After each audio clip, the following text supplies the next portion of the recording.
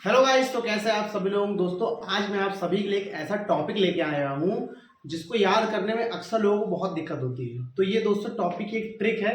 इस ट्रिक को अपने कॉपी में नोट करिएगा, नहीं तो इस वीडियो को बार बार देखिएगा, आपको ये ट्रिक याद हो जाएगी। लेकिन जो हम लोग पढ़ते हैं कर्ण प्रयाग, देव प्रयाग, रुद्र प्रयाग, विष्णु प्रयाग, ये सब कैसे बनता है, किसके किसके मिलन से बनता है, तो वो अक्सर लोगों को याद नहीं होता। तो ये ट्रिक मैंने बनाई है ठीक है, देखिए क्या ट्रिक है। और फिलहाल ये ट्रिक आपने सुनी भी होगी कहीं पे, क्योंकि मैंने भी दोस्तों किसी से याद ही की है। ठीक है, देखिए सबसे पहला ट्रिक क्या है हमारा, आपका अवधू अमर आधा विष्णु है। ठीक, ट्रिक क्या है दोस्तों, आपका अवधू अमर आधा विष्णु है। तो आ से हो गया दोस्तों अलकनंदा, पा से हो गया दोस्तों हमारा पिंडार। जब अलकनंदा और पिंडार मिलते हैं तो दोस्तों हमारा बनता है कर्णप्रयाग। ये देखिए का से हो गया कर्णप्रयाग। ठीक है, उसके बाद दोस्तों अवधू, आ से हो गया हमारा अलकनंदा, भा से हो गया हमारा भागीरथी। जब अलकनंदा और भागीरथी मिलते हैं तो दोस्तों क्या बनता है हमारा देव प्रयाग। ठीक, उसके बाद अमर, आ से हो गया अलकनंदा, मा से हो गया मंदाकिनी, रा से हो गया रुद्रप्रयाग। जब अलकनंदा और मंदाकिनी मिलती है तो दोस्तों बनता है हमारा रुद्रप्रयाग। उसके बाद आधा विष्णु, जब दोस्तों आ से हमारा अलकनंदा, धा से हमारा हो गया धौली गंगा। जब अलकनंदा और धौली गंगा मिलती है तो दोस्तों बनता है क्या, विष्णु प्रयाग।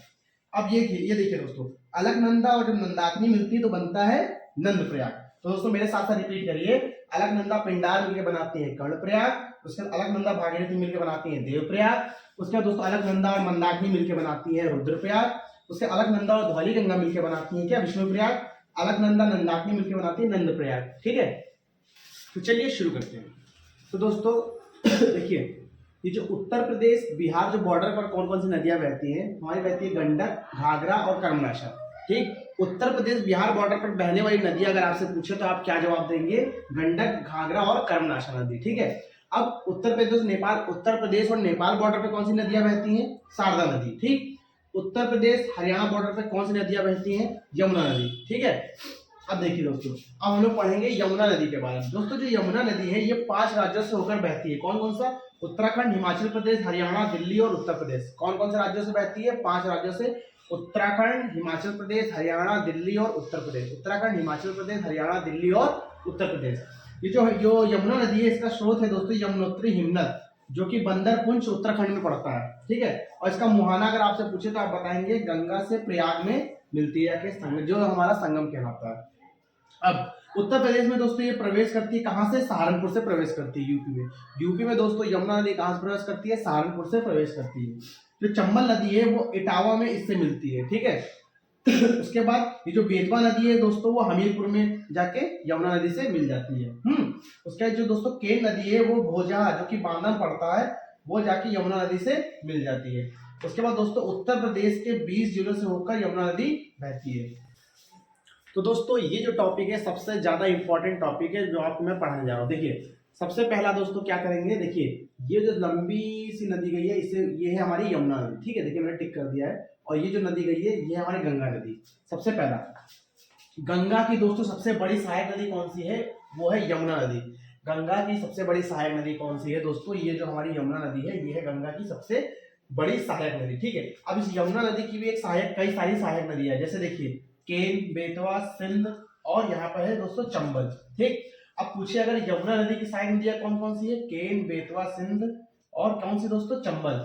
ये है दोस्तों हमारी दक्षिण में। अब दोस्तों उत्तर में कौन सी है, हमारी हिंडन नदी। ठीक है, अब देखिए दोस्तों ये जो हमारी यहाँ पर जो हमने टिक लगाया है ये है दोस्तों हमारी चंबल नदी। चंबल नदी की भी अपनी एक सहायक नदियां है। कौन कौन सी दोस्तों, क्षिप्रा नदी, काली सिंध नदी, पार्वती नदी और यहाँ दोस्तों है बनास नदी और मेज नदी। ठीक है, चंबल की दोस्तों टोटल 5 सहायक नदियां हैं। कौन कौन सी, क्षिप्रा, काली सिंध, पार्वती, बनास और मेज। ठीक है, लेकिन दोस्तों एक चीज और, क्वेश्चन कई बार आता है कि आपको इसका उत्तर से पश्चिम, पश्चिम से पूर्व, पूरब से पश्चिम, पश्चिम से पूर्व आपको क्रम लगाने के लिए आता है। तो आपको देखिए सबसे पहले अगर पूछे पूरब से लेकर पश्चिम, इसका क्रम क्या होगा, केन, बेतवा, सिंध और चंबल। केन, बेतवा, सिंध और चंबल। अगर पश्चिम से पूर्व आता है तो दोस्तों क्या होगा, चंबल, सिंध, बेतवा, केन। ठीक है, और ये जो दोस्तों चंबल नदी है ये दोस्तों यूपी की सबसे प्रदूषित नदी है। क्वेश्चन आता है यूपी की सबसे प्रदूषित नदी का नाम बताइए, तो आप लोग क्या बताएंगे, चंबल नदी।